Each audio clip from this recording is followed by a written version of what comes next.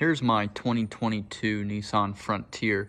I'm going to show you how to take off all this plastic down here to kind of give it that Pro 4X look. This is just a base model 4-wheel drive. But I'm going to go ahead and show you how to take that off, and it's actually really simple. Okay, the easiest way I found to do this, you have to take this off. There is a screw right here, but there's also one back here. So the easiest way I found to do this is to just actually pop the wheel off.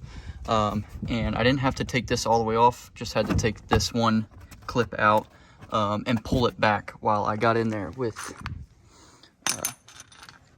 10mm ratcheting wrench and undid that. And as you can see, this piece here is pretty much ready to come off. So we just need to start working our way down here. There's some plastic clips there, and then some 10mm bolts and clips the rest of the way.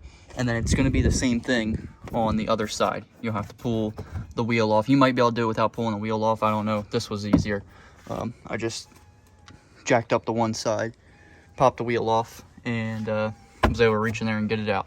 So I'm going to go ahead and take off those things underneath there. I'll show you and see what it looks like. Alright, so here's one of those plastic clips underneath. I'm just using a little flathead screwdriver to pop these out. If your truck isn't brand new, that's probably not going to work. You're probably going to need one of those clip tools. But since it's brand new, these things are just popping right out. So I'm just going to go ahead and pop all of these out right now. And you can see the other 10mm bolts here.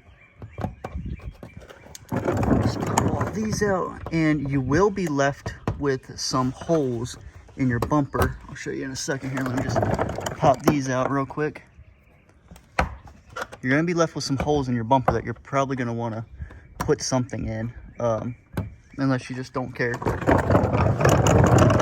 But you're going to have these holes here left in your bumper where those bolts went through. So you can get like plastic, that pretty much just put a couple of these things in there and patch it up. But I mean, you'll really never see it anyway. So the next thing is to pop these 10mm off.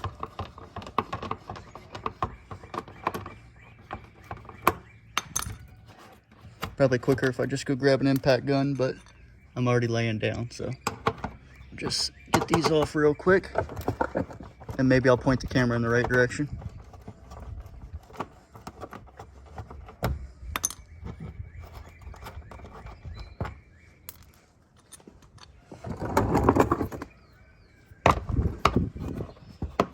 And sorry about the wind noise too.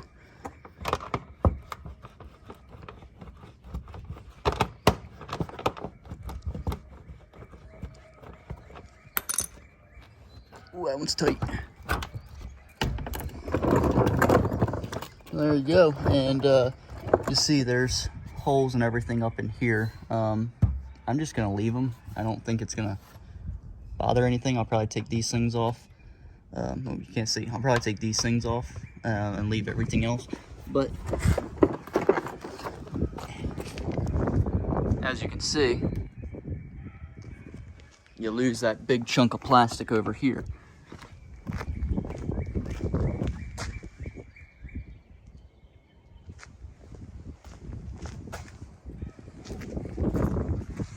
So I'm gonna go ahead and take it off the rest of the way, and then we'll see what it looks like afterwards. It should look pretty good.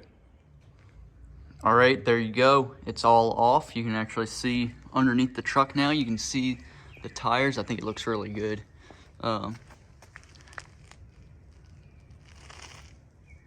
it looks pretty cool. It gives it that that Pro 4X look without, you know, being a real Pro 4X. I guess it's a poser, but it looks better. So the only thing left is there's holes right here where the plastic clips went through. You can get something to plug those, or you can just leave it. It doesn't really matter. Anybody wondering, the tires I have on here are 265 75 16s Kenda Cleaver AT2s, or whatever these things are. I think that's what they are. And that's the fitment. I don't know if you could go any bigger on stock suspension. I don't have a leveling kit or anything put in. I want to put that on, but this looks good for now, I think.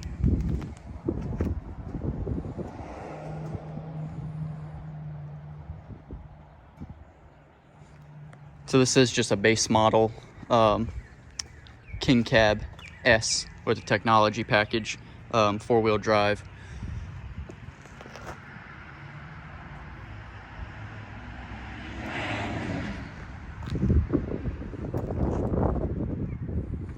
It's really dirty right now. It's been raining every day for a week. And I did go with the 6-foot bed. That's why I got a King Cab, because I could not find a quad cab with a 6-foot bed. It was only a 5-foot bed, and I use my truck too much to be trying to deal with a 5-foot bed.